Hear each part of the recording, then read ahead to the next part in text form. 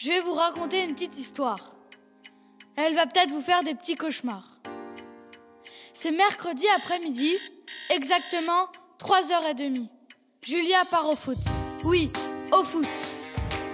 Des insultes, des moqueries, des injures, des coups de pied. Personne ne savait, personne ne se doutait. Et elle espérait que ça s'arrête, que ça se termine un jour. Il y avait les profs, mais eux, on aurait dit qu'ils étaient sourds. Elle en avait marre. Vous pourriez positiver, vous dire qu'ils réagissent comme ils réagissent et que c'est pas grave, ils sont juste tous bêtes. Mais c'est pas possible, ça veut dire pas d'amis, pas de conseils, pas de vrais conseils de vos parents, une réputation pourrie, bref, c'est pas possible.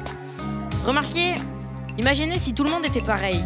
On aurait les mêmes goûts, les mêmes peurs, les mêmes tristesses, les mêmes passions ou centres d'intérêt, les mêmes joies, les mêmes sentiments, bref, les mêmes quoi.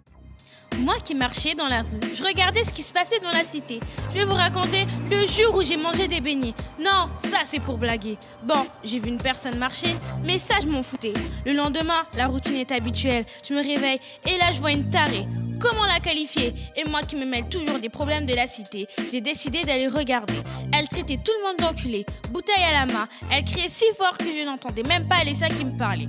Je trouve ça ennuyant et pas amusant, tout ce comportement. Je trouve ça énervant. J'ai serré les poings, sachant que cette histoire pouvait aller loin. Vous occuper de votre destin et aider les gens dans le besoin.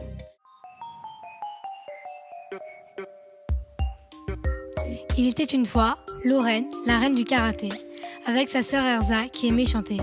Elle venait de Paris, la ville de Marsupilami. Un jour, elle a vu passer en courant un guépard en robe rouge qui était en train de manger une courge.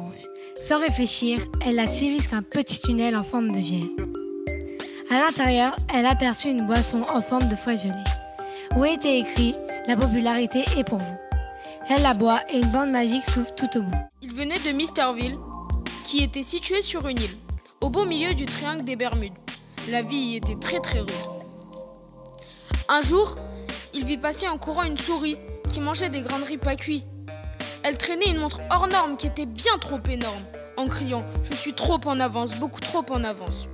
Celle-ci avait peur des poubelles qui la coursaient parce qu'elle avait gardé dans sa poche une Mirabelle qui allait exploser.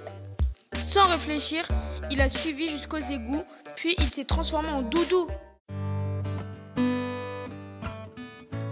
Pour vivre ensemble, il faut d'abord se respecter et se faire confiance.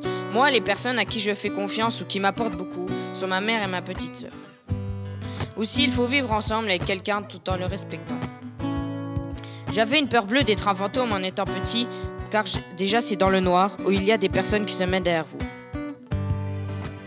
Et aussi, j'ai peur de ma professeure de français quand elle tape sur ma table pour qu'on se taise. Et pourtant, elle est très gentille.